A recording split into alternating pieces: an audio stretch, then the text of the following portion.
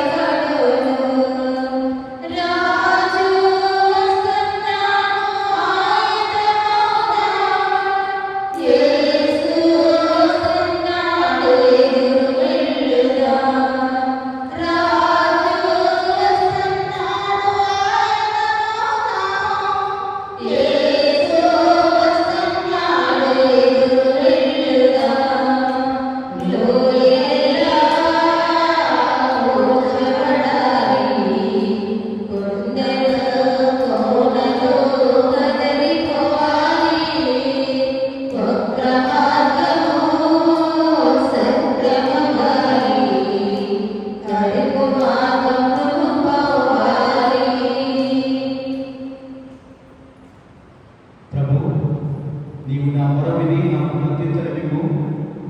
నీవు నమ్మిన దాసుల కనుక నన్ను రక్షించు. నేను దినమెల్లా నీకు మొరపెట్టుచున్నాను కనుక నా మీద దయ చూపు. క్రీస్తునందు ప్రియ సహోదరి సహోదరులారా, పరిశుద్ధమైన దేవుని ఆలయంలో ఈ పవిత్ర సమయమున ఈ యొక్క పూజా బలిలో పాల్పంచుకున్న మనందరం కూడా దేవుడు చేసినటువంటి కార్యములుగా కృతజ్ఞతలు తెలియజేస్తూ మన ప్రతి అవసరాన్ని, కుటుంబ పరిస్థితులను దేవుడికి సమర్పించుకుంటూ దేవుడి పట్ల పరిపూర్ణ నమ్మకాన్ని, విశ్వాసాన్ని కలిగి ఈ పూజా బలిలో పాల్పంచుకుందాం. పితా, పుత్ర, పవిత్రాత్మ నామమున మన ప్రభు యేసుక్రీస్తు కృపా, సర్వేశ్వరుని ప్రేమ, పవిత్రాత్మ సహవాసం మీ అందరితో ఉండునుగాక. ప్రియ సహోదరి సహోదరులారా, పరిశుద్ధమైన పూజా బలిలో యోగ్యమైన విధంగా పాల్పంచుకోవడానికి క్రియల ద్వారా, వాక్కు ద్వారా, తలంపుల ద్వారా, చూపుల ద్వారా దేవుడికి విరుద్ధముగా చేసినటువంటి ప్రతి కార్యాన్ని కూడా జ్ఞాపకం చేసుకుంటూ ఆ దేవుడి ముందు పశ్చాత్తాప హృదయంతో పాపమని వేడుకుందాం. సర్వశక్తి గల సర్వేశ్వరుని చెంతలో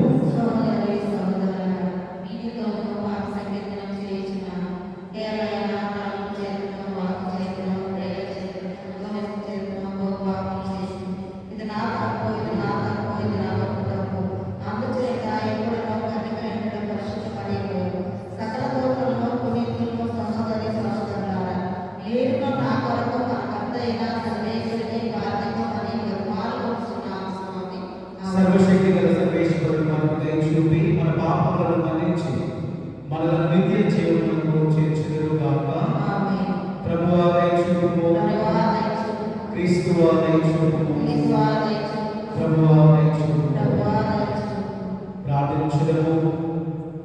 ఓ సర్వేశ్వర, నీవు విశ్వాసుల మనస్సులను ఏకైక లక్ష్యం మీద నిలిపించుదువు.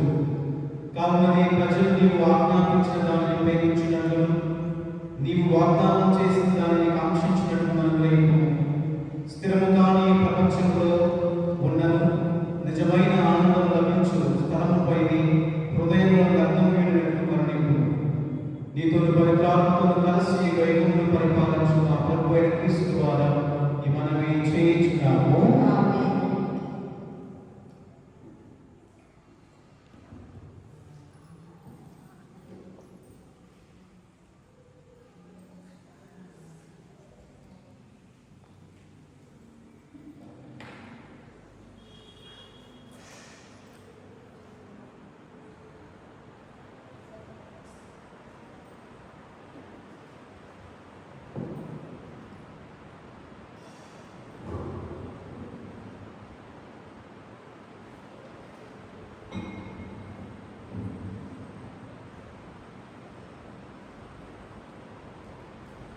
మొదటి పట్టణము. దృఢముగా నిలిచి మేము మీ బోధనలను లేఖలను మీకు తెలిపిన పర్యావరణ సత్యముని అట్టి పెట్టుకొని ఉండు. మొదటి పట్టణము. పునీత పౌలు గారు తెస్సలోనికీయులకు రాసిన 2వ లేఖ 2వ అధ్యాయము 1వ వచనం నుంచి 3వ వచనం వరకు మరియు 14వ వచనం నుంచి 17వ వచనం వరకు. మొదటి పట్టణము. పునీత పౌలు గారు తెస్సలోనికీయులకు రాసిన 2వ లేఖ 2వ అధ్యాయము 1వ వచనం నుంచి 3వ వచనం వరకు మరియు 14వ వచనం నుంచి 17వ వచనం వరకు. సోదరులారా, మన ప్రభువుకు యేసుక్రీస్తు రాకడ విషయమును మనము ఆయనను కలుసుకొనుటకు సమావేశమగు విషయములను మేము ఇట్లు అర్థించుచున్నాను. దేవుని దినము వచ్చినను వాదములోని మీరు తెలియక పారబోరాదు, దెబ్బకు పడరాదు. బహుశా ప్రవచన పూర్వకముగా కానీ లేక బోధన పూర్వకముగా కానీ ఎవరో బట్టి చెప్పియుండ వచ్చును. లేక మేము ఏదియో ఒక లేఖలో అట్టి రాసిమని చెప్పియుండ వచ్చును.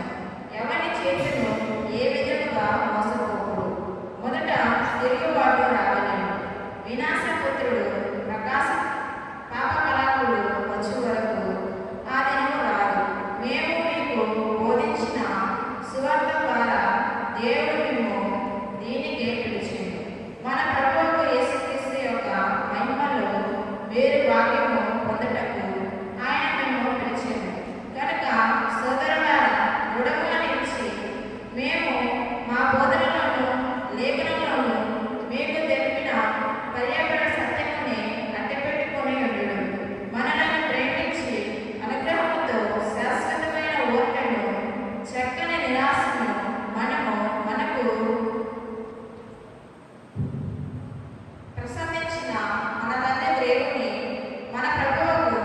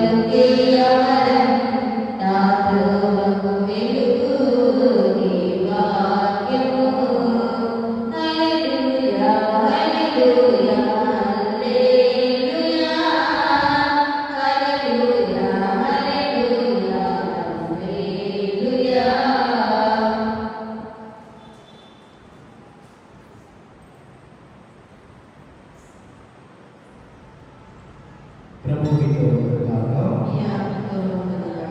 పునీత మత్తయి గారు రాసిన పవిత్ర సువిశేషంలోని భాగం.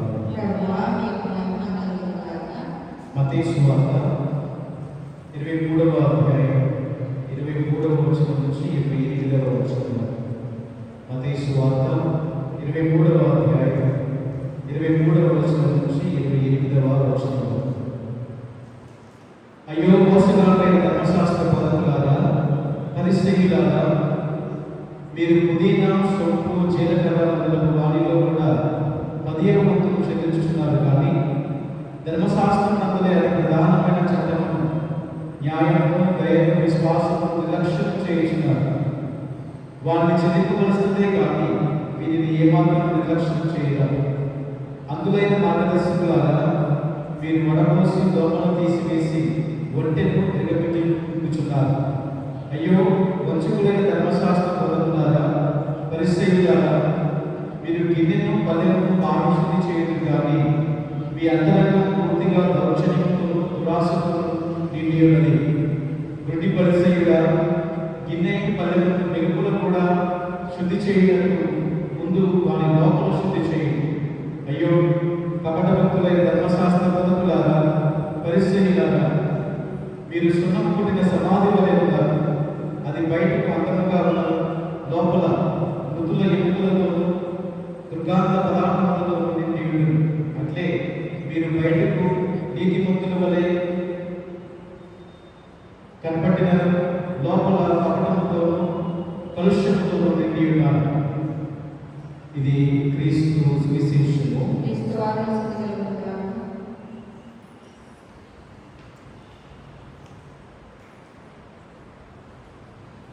Praise the lord. Praise the lord. తండ్రి వందనం, తండ్రి స్తోత్రం, తండ్రి ఆరాధన, యేసువ వందనం, యేసువ స్తోత్రం, యేసువ ఆరాధన, ఆత్మదేవ వందనం, ఆత్మదేవ స్తోత్రం, ఆత్మదేవ ఆరాధన. Praise the lord. Praise the lord. Praise the lord.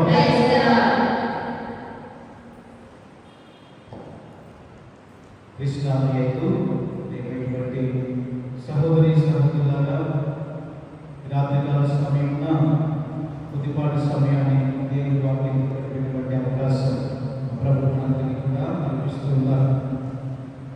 ఈరోజు మనం చదువుకున్నటువంటి సువిశేష పట్టణంలో కపట భక్తులైనటువంటి ధర్మశాస్త్ర బోధకుల గురించి, పరిసయ్యుల గురించి ప్రభువు మరి వారిని మందలించే విధంగా మాట్లాడటం మనం చూస్తున్నాం.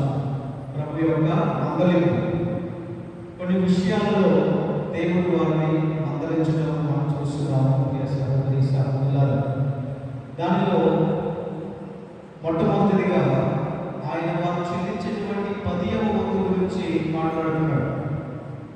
ఏమంటున్నాడు? మీరు సోపు, జీలకర్ర ఇలాంటి చిన్న చిన్న విషయాల్లో కూడా మీరు 10వ వంతు చెల్లించడానికి సిద్ధంగానే ఉన్నారు, కానీ వాటికన్నా ప్రాముఖ్యమైనటువంటి వాటిని మీరు వదిలివేస్తున్నారు. Praise the lord. Praise the lord. ఏమంటున్నాడు? ధర్మశాస్త్రం ప్రకారం ప్రధానమైనటువంటి చట్టమును అయినటువంటి న్యాయమును, దయను, విశ్వాసమును మీరు నిర్లక్ష్యం చేయించున్నారు. ఇది దేనికి వ్యతిరేకం అంటే ప్రభు చెప్పినటువంటి పుదీనా, సొంపు, జీలకర్ర, ఇవన్నీ కూడా చిన్న చిన్న పదార్థాలు కదా. సొంపు కానీ పుదీనా, జీలకర్ర ఇవన్నీ చాలా చిన్న పదార్థాలు. వాటికి వ్యతిరేకంగా ప్రభు ఏం చూపిస్తున్నాడంటే న్యాయము, దయ, కనికరము. అంటే చిన్నమైనటువంటివి, సులభమైనటువంటివి వాటి పట్ల నువ్వు శ్రద్ధ చూపిస్తూ దేవుడికి నచ్చినటువంటి నేను ఏదో చేస్తున్నాను, భ్రమపడుతున్నావు. దేవుడి దృష్టిలో ప్రధానమైనటువంటిది ఏంటి అటువంటి విషయం పట్ల దేవుడు వారి శ్రద్ధను తిప్పుతున్నాడు. సహోదరి సహోదరులారా, దేవుడి దృష్టిలో ప్రధానమైనటువంటివి ఏంటి? ఇది చిన్న చిన్న వాటికి నువ్వు 10వ వంతు చెల్లించడం కాదు. ఆయన దృష్టిలో ఆయన దేన్ని గమనిస్తాడు అంటే నీలో ఉన్నటువంటి కనికరాన్ని, నీ నీలో ఉన్నటువంటి దయను, నీలో ఉన్నటువంటి న్యాయాన్ని దేవుడు కనికరిస్తూ చూస్తున్నాడు. ప్రియ సహోదరి సహోదరులు, అంటే ఆయన దృష్టిలో ఏది ముఖ్యం, ఏది ప్రాముఖ్యం, ఆయన దృష్టిలో దేనిని ఆయన మెచ్చుకుంటాడు? గుడికి రావడమా, లేదా గుడికి వచ్చినప్పుడు మనం నిండు మనసుతో ప్రార్థన చేయడం ఏది ముఖ్యం? గుడికి రావడం ఈజీ, గుడికి వచ్చి కూర్చోవడం ఈజీ, కానీ పూర్ణ మనసుతో పూర్ణ శ్రద్ధతో ప్రార్థన చేయడం కష్టం. అవునా? మనం ఏమనుకుంటాం, గుడికి వెళ్ళే కదా, పూజలో ఉన్నాం కదా, పూజకి వెళ్ళే కదా, సప్రసాదం తీసుకున్నాం కదా. దేవుడు ఏం చూస్తున్నాడు అంటే, నువ్వు గుళ్ళో ఉన్నంతసేపు ఎలా ఉన్నావు, ఎలా ప్రార్థన చేసావు, నీ హృదయం దేవుడితో ఎలా కనెక్ట్ అయ్యింది అనేటువంటివి దేవుడు చూస్తాడు. ప్రియ సహోదరి సహోదరులు, అలాగే గుడికి రావడం కానీ, వాక్యం చదవడం కానీ, లేదంటే ఒక రూపాయి కానుక వేయటం కానీ, ఇవన్నీ కూడా సులభతరమే. కానీ దేవుడు అంటున్నాడు, నువ్వు గుడి దాటి వెళ్ళిన తర్వాత చేసే పనులు ఎలా ఉన్నాయి? అందరితో పాటు గుడికి వస్తున్నావు, అందరితో పాటు రూపాయి కానుక వేస్తున్నావు, అందరితో పాటు వాక్యం వింటున్నావు, వాక్యం చదువుతున్నావు, కానీ ఏది ముఖ్యం? తర్వాత నువ్వు బయటికి వెళ్ళిన తర్వాత నువ్వు ఎలా బ్రతుకుతున్నావు అనేది ముఖ్యం. అవునా? ప్రైజులో క్రైస్తవులు కాబట్టి దేవాలయం చిన్నప్పటి నుంచి అలవాటు చేయబడింది కాబట్టి ఆలయానికి అయితే వస్తాం, పూజలో అయితే పాల్గొంటాం, కానీ తిరిగి వెళ్ళిన తర్వాత నువ్వు నేను చేసేటువంటి కార్యాలను దేవుడు చూస్తాడు అని చెప్పి ఈరోజు వాక్యం మనకి తెలియజేస్తుంది. చూడండి, హోషేయ ప్రవక్త అంటాడు, హోషేయ గ్రంథం 6వ అధ్యాయం 6వ వచనం, హోషేయ గ్రంథం 6వ అధ్యాయం 6వ వచనం. నేను మీ నుండి కోరినది కారుణ్యమే కానీ బలులు కాదు, నైవేద్యాలు కానీ దహన బలులు కాదు. చూడండి, మనం చేసేటువంటి మంచి పనులు దేవుడు కోరుకుంటున్నాడు, కానీ దహన బలులు కావు. చిన్న చిన్న వాటి పట్ల శ్రద్ధ పెట్టి దేవుడి దృష్టిలో ప్రాముఖ్యమైనటువంటి వాటిని మనం మిస్ అవ్వకూడదు అని దేవుడు చెప్తున్నాడు. ఈరోజు మనం ఏదో దేవుడికి నచ్చిన పనులు చేస్తున్నాం అనుకుంటున్నామేమో, దేవుడు చెప్పినటువంటి మనం చేస్తున్నాం అనుకుంటున్నామేమో, ఆలోచన చేయాలి. దేవుడి దృష్టిలో దేనికి విలువ ఉంది, దేవుడి దృష్టిలో ఏది ముఖ్యమైనటువంటిది అనేటువంటి వాటి పట్ల మనం శ్రద్ధ పెట్టాలి అని చెప్పి ఈరోజు వాక్యం పలుకుతూ, రెండవ మందలింపు, దేవుడు ఇస్తున్నటువంటి రెండవ మందలింపు ఈరోజు మనం చదువుకున్నాం. మత్తయి 23:25 వచ్చింది. మత్తయి 23:25 వచ్చింది.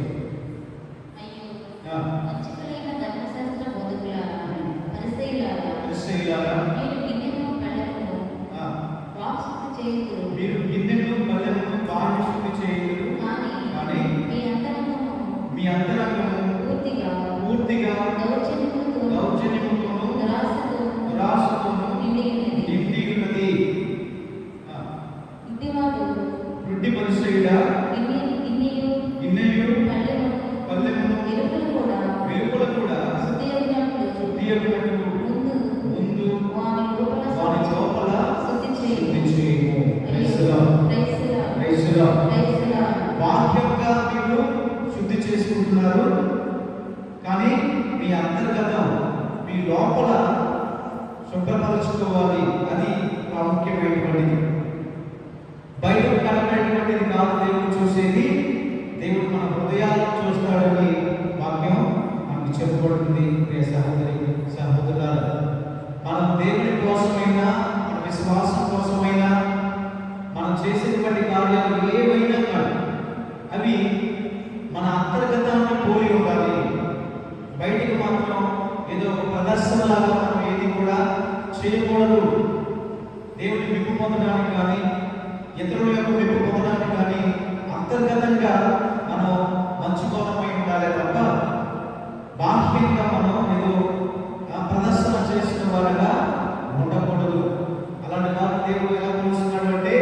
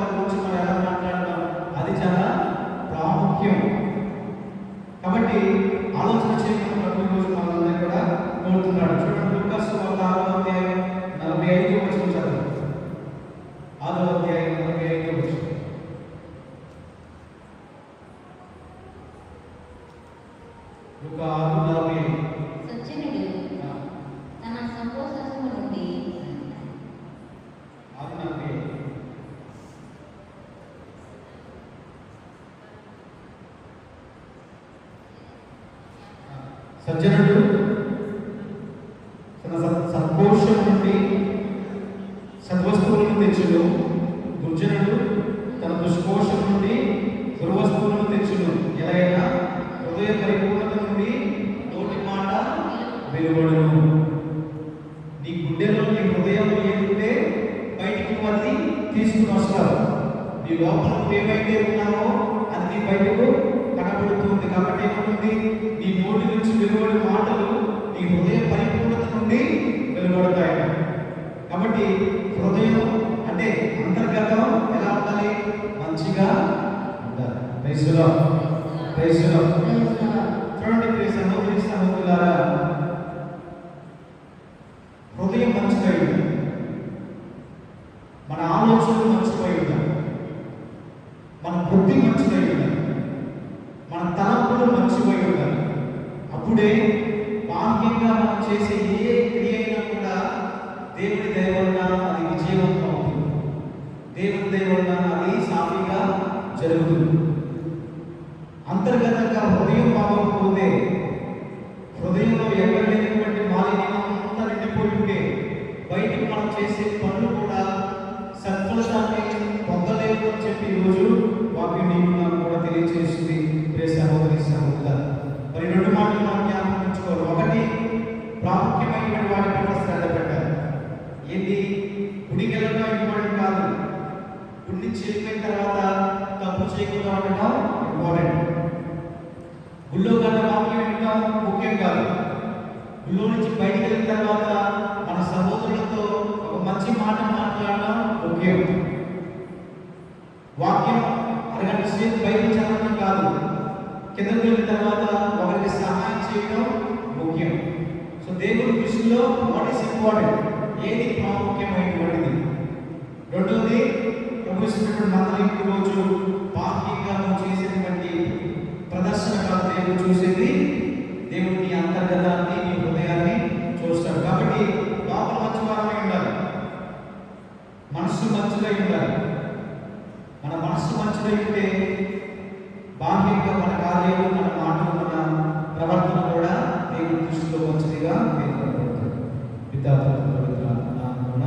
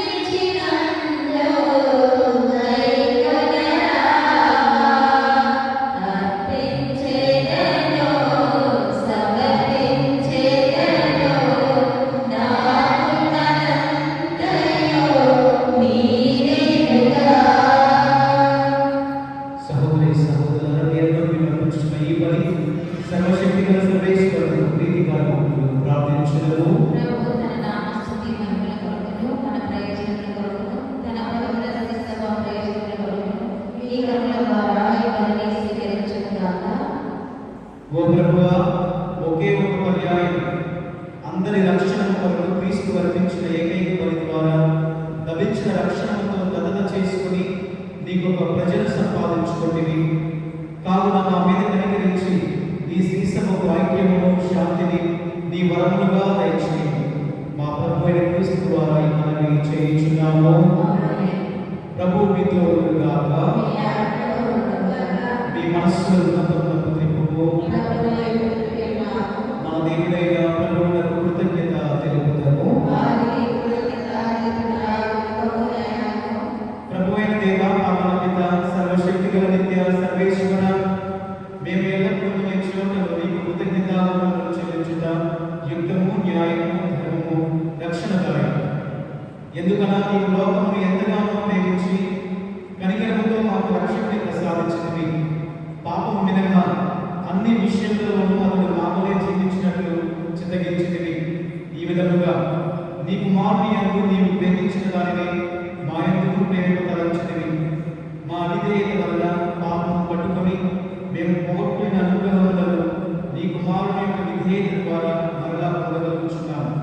కావున ప్రభువా, మేము నీకు వందనములు అర్పించుచు దూతల సమేతముగా నేను స్తుతించుట విధానంగా పరిశుద్ధులు పరిశుద్ధులు పరిశుద్ధులు పరలోకమును భూలోకమును నీ మహిమతో నిండినది. మహోన్నతమున హోసన్న, ప్రభువు నామమున యేసువాదరి, మహోన్నతమున హోసన్న. ఓ ప్రభువా, నీ నికముగా పవిత్రుడవు, సర్వ పవిత్రతకు గుణయుడివి. కనుక నీ పవిత్రాత్మ ద్వారా ఈ మానవులను రక్షణకు ప్రతిమానుచున్నాము. ఈ విధమున మా కొరకు మా ప్రభు అయిన యేసుక్రీస్తు శరీర రక్తములు పొందుగాక.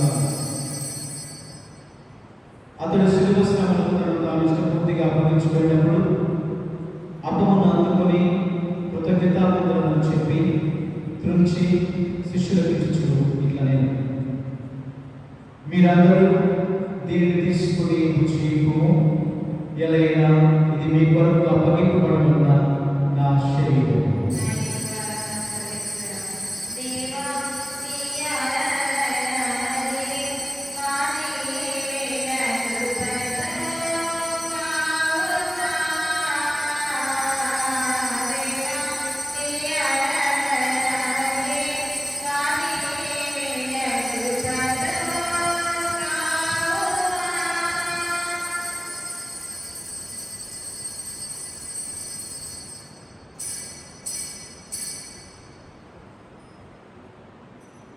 ఆ విధముగానే వచ్చిన అనంతరం పాత్రను అందుకొని మరల నీకు కృతజ్ఞతావందనములు చెప్పి శిష్యులకు ఇచ్చుచు ఇట్లనే, మీరందరూ దీనిని తీసుకుని దీని నుండి పానం చేయండి.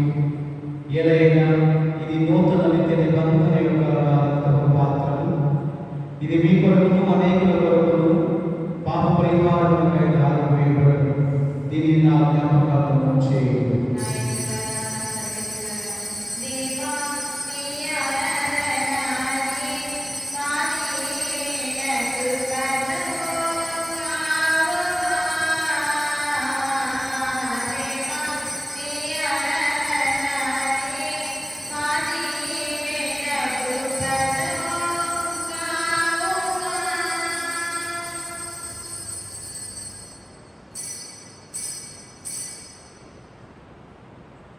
ఇది విశ్వాస రహస్యము.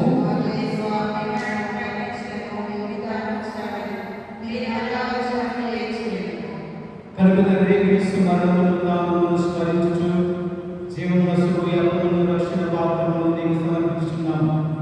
నీ సముఖములో వచ్చి నీకు పరిచయం చేయటకు మమ్మ పాత్రునిగా చేసినందుకు నీకు వందనములు తెలుపుచున్నాము. క్రీస్తు శరీరమును పాల్గొనము పవిత్రాత్మ ద్వారా ఐక్యపరచమని ప్రతిమానుచున్నాము. ఓ ప్రభువా, ప్రపంచమంతటా వ్యాపించిన నీ శ్రీసేవను జ్ఞాపకం ఉంచుకును. మా నియోజకవర్గంలో మా భాగ్య పీఠాధిపతిని గురువులందరితో పాటు మమ్మల్ని నీ ప్రేమయంలో పరిపూర్ణం చేయు. ఉత్తానముతో చనిపోయిన మా సహోదరి సహోదరులను నీ కనికరముతో చనిపోయిన వారందరినీ జ్ఞాపకం ఉంచుకును. వారిని దివ్య ప్రకాశంలో చేర్చుకును. మా అందరిపై దయ చూపి దేవుని కన్నికల యొక్క పరిమాణంతో పునీత అపోస్తలులతో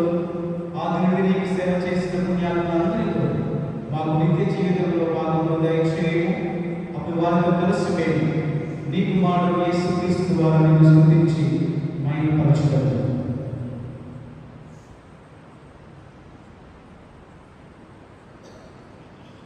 క్రీస్తు ద్వారా క్రీస్తుతో క్రీస్తునందు సర్వశక్తిగల పితయైన సర్వేశ్వర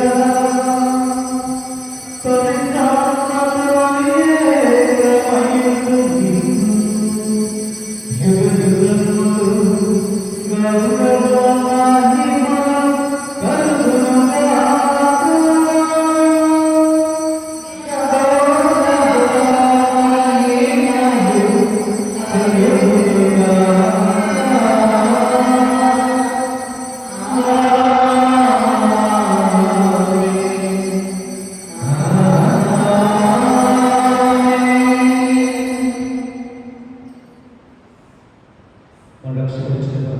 అనుసరించి ప్రార్థన సాధిస్తున్నాము.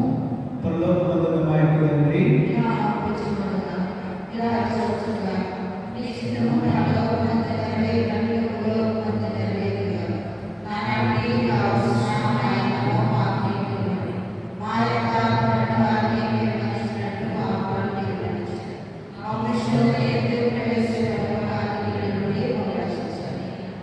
ప్రభువా, నీ కీడులను మాకు రక్షించు. మా ఈ రోజులలో మాకు శాంతిని తెచ్చి నీ దయానుగ్రహం వలన పాపం నుండి మమ్మల్ని విముక్తులను చేసి అన్ని కలతలను సరదా మేము మోక్షాంతము మా రక్షకుడైన యేసుక్రీస్తు ఆత్మను నిరీక్షించు.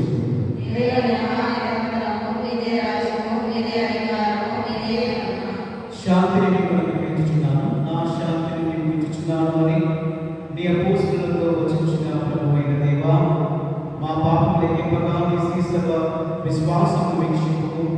నీ చిత్త ప్రకారం నీ సమకు శాంతిని ఐక్యం అనుగ్రహింపు. యుగయుగములు జీవించు పరిపాలించు ప్రభువా. ప్రభుని శాంతి ఎల్లప్పుడూ మీ అందరితో ఉండుగాక. ఒకరికి ఒకరు సమాధానం.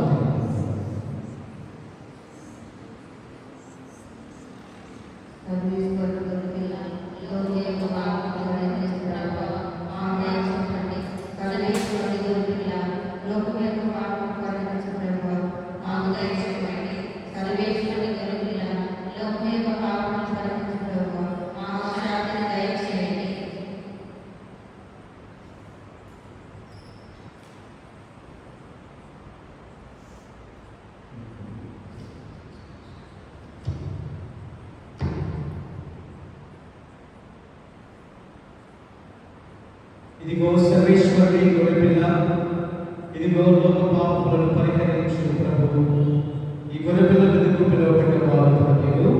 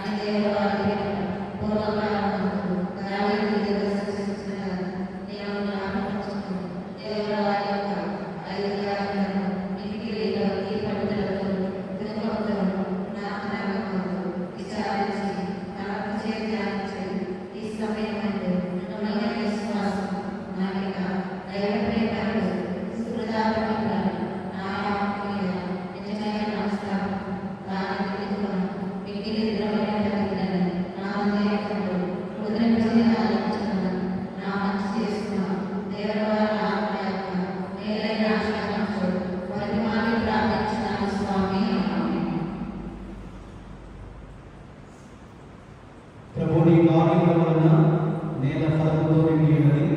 నీవు నరుని సంతోషపెట్టుటకు ద్రాక్ష సహాయమును, నీవు అతనికి ఆనందమును కలిగించుటకు ఆహారము దయచేయు. ప్రార్థించుటకు. ఓ ప్రభువా, నీ అపరిమిత దయను మాపై చూపించి మా యందు నీ స్వస్థత కార్యము పరిపూర్తి చేయు. మాకు పరిపూర్ణత వసుకు మమ్మల్ని సంరక్షించు. అప్పుడు అన్ని విషయములను మేము నీకు ప్రీతిపాత్రముగా జీవించుగా మా ప్రభు అయిన క్రీస్తు ద్వారా మనము చేయించున్నాము. ప్రభు మీతో ఉండుగాక. సర్వశక్తి గల సర్వేశ్వరుడు పితా పుత్ర పవిత్ర ఆత్మ మిమ్మలను మీ కుటుంబం ఎల్లప్పుడూ దీవించి ఆశీర్వదించి కాచి కాపాడగలగాక. సమాధానం కలిగి క్రీస్తుని ప్రేమలో జీవించుటకు